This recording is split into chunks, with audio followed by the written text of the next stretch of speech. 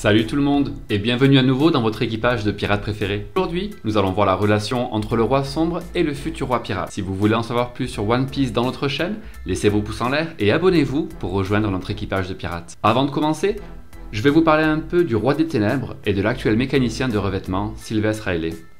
Rayleigh est l'un des personnages les plus connus, les plus forts et les mieux informés de tout One Piece. Même sans posséder le fruit du démon, Rayleigh est capable de combattre les utilisateurs d'Akuma no Mi avec la même force grâce à sa maîtrise des 3 types de haki: l'armement, observation et conquête. Faisant partie des pirates de Roger, il est sans doute l'un des pirates les plus remarquables de tout One Piece. Également connu sous le nom de Dark King, il est l'ancien second des pirates de Roger, surnommé le bras droit du roi pirate. Il est devenu mécanicien dans l'archipel de Sabaody peu après la mort de Roger et la dissolution de l'équipage. Et il a été le mentor de Luffy dans l'utilisation du haki pendant le time skip de 2 ans. Et il a offert une récompense pour son arrestation par le gouvernement mondial. Le montant de sa récompense réelle est toutefois inconnu.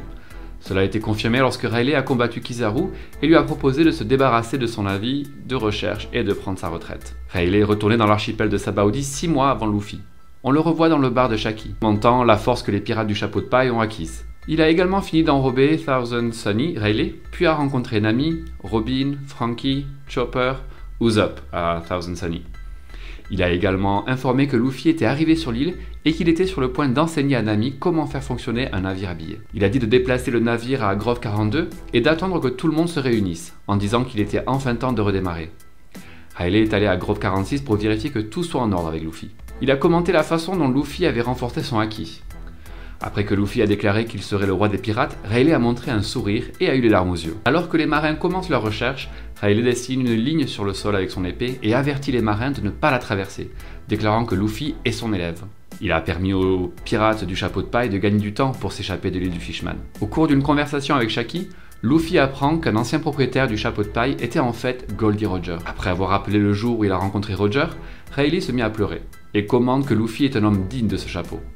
Rayleigh ajoute que ce n'est pas une mauvaise idée de vivre un peu plus longtemps. Lorsque Kizaru est arrivé à Sabaody après Luffy, qui a frappé un dragon céleste, Kizaru a apporté son attention sur les chapeaux de paille, mais Sylvester Rayleigh est intervenu pour l'arrêter. Luffy est resté seul et a pleuré à cause de son incapacité à protéger son équipage. Sylvester Rayleigh est l'oncle de Luffy. Lorsque la guerre de Barbe Blanche s'est terminée et que Luffy a pénétré à nouveau dans le QG de la marine avec Jinbei et Rayleigh, Buggy a été vu en train d'en parler à Alvida. Quand il a appris que Rayleigh était avec Luffy, il a dit: le père de Luffy est Dragon, et son grand-père est Garp.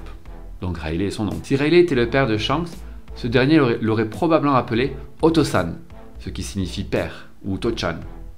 Ou connaissant Shanks, probablement juste Oyaji, ce qui est un peu plus moins formel. Depuis que Rayleigh avait entendu parler de Luffy par Shanks, il voulait le rencontrer en personne. Quand Luffy l'a rencontré dans l'archipel de Sabaody, il était excité d'entendre des histoires sur Goldie Roger. Plus il parlait, plus Rayleigh s'amusait à comparer le comportement de Luffy à celui de son ancien capitaine, ainsi qu'à celui de Shanks. Comme Shaki, il attend beaucoup de lui, après que Luffy a affirmé sa conviction que le roi des pirates est celui qui a le plus de liberté en mer. Après la fin de la guerre, il traverse à la nage la ceinture calme pour rejoindre Amazon Lily, où Luffy se remet de ses blessures et de la perte d'Ace. De là, il a aidé Luffy à envahir Marineford avec Jinbei, pour qu'il puisse envoyer le message secret à son équipe. Rayleigh a également enseigné à Luffy comment maîtriser les 3 formes différentes de haki. Luffy respectait beaucoup Rayleigh en tant que professeur, et il était même prêt à mourir de faim pour le punir. Après le décalage de 2 ans, il est évident que les 2 hommes sont devenus proches pendant leur entraînement. Alors qu'il se dirigeait vers Thousand Sunny, Luffy a crié à Rayleigh qu'il allait devenir le roi pirate, laissant Rayleigh avec un sourire et les larmes aux yeux. Plus tard, Rayleigh a fièrement proclamé que Luffy était son pupille de la marine. Lorsque Luffy est parti, Rayleigh a comparé son défunt capitaine à Luffy, affirmant que le destin se dessine lentement mais sûrement, et que Luffy est devenu un homme bien préparé à porter ce chapeau de paille. Après l'interruption de 2 ans, Rayleigh et Luffy sont devenus très proches, car ils se sont entraînés ensemble sur la même île. Avant de s'éloigner de l'archipel, Luffy a crié à Rayleigh qu'il allait devenir le roi pirate, ce qui a fait naître un sourire sur son visage. Alors que le roi sombre se battait avec la marine pour que Luffy puisse s'éloigner paisiblement de l'archipel, il a fièrement proclamé que Luffy était son apprenti. Après le départ de Strowman, Rayleigh découvre que Luffy est devenu un homme et qu'il porte désormais un chapeau de paille. Après la guerre de Marineford, Buggy mentionne une relation entre Rayleigh et Luffy, suggérant qu'il pourrait être son oncle, ce qui explique pourquoi Rayleigh a formé Luffy. Je suis sûr que Rayleigh et Dragon ne sont pas frères, il est donc logique que Rayleigh soit l'oncle maternel de Luffy. Rayleigh est également connu sous le nom de Roi des Ténèbres. De nombreuses personnes pensent qu'il a régné sur un royaume à un moment donné avant d'être renversé. La première fois qu'il rencontre Roger, il habite sur un bateau volé, comme s'il était en fuite. Une autre preuve qu'il aurait pu être un roi et que le gouvernement mondial enregistre tous les statuts Nobel à l'âge de 17 ans. Rayleigh a clairement plus de 17 ans sur ses panneaux. Il aurait donc déjà été enregistré, c'est sûr. Le gouvernement ne veut pas que l'on oublie qu'il est un roi légal, alors il change son nom en roi des ténèbres. Qui connaît-on qui s'occupe de renverser les royaumes ? Dragon. Donc si un jour Dragon devait commencer à renverser un royaume et qu'il rencontrait un charmant membre de la royauté qui se trouvait être favorable à sa cause, cela pourrait expliquer les origines de Luffy. Il y a bien plus de 20 ans, les pirates de Roger ont combattu férocement les pirates de Barbe Blanche pendant 3 jours et 3 nuits. Puis les deux parties ont eu une relation affective et ont festoyé ensemble. Rayleigh et Barbe Blanche sont donc aussi de vieilles connaissances.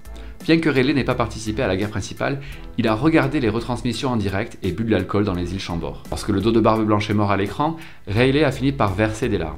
Il était encore réticent à l'idée d'abandonner ce vieil ami après tout. Lors d'une conversation entre Rayleigh et Xiaki, il a parlé de sa rencontre avec Roger, disant qu'il avait été attrapé par sa famille quand il était jeune. Il a mis le feu et volé un bateau pour vivre au bord de la rivière. Il a ensuite rencontré Roger, qui était sur le point de prendre la mer. Roger l'a invité à monter à bord du bateau moins d'1 minute après avoir rencontré Rayleigh. Le fait est que Roger n'avait pas de bateau du tout et que ce bateau appartenait à Rayleigh. Ce comportement est donc totalement contraire à la réalité du bateau. Roger a dit que leur rencontre était censée avoir lieu et Rayleigh y a vraiment cru, si bien qu'il a versé une larme après s'en être souvenu. Après la guerre au sommet, Rayleigh est devenu le maître de Luffy et a soigneusement enseigné la maîtrise des 5 empereurs pendant 1 an et demi. En s'entendant jour et nuit, les sentiments de Laylee pour Luffy sont devenus de plus en plus forts. Peut être décrit comme un maître, comme un père. Pour Rayleigh, Luffy est à la fois son apprenti et son fils sauvage.